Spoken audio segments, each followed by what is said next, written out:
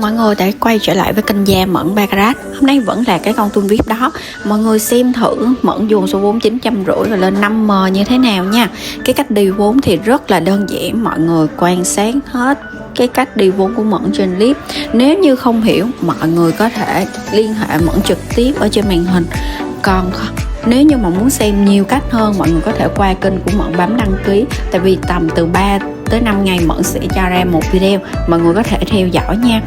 Và nếu như ai muốn sử dụng tool hoặc vô nhóm, mọi người cũng có thể liên hệ trực tiếp Mẫn, thông tin trên màn hình nha mọi người. Bye bye.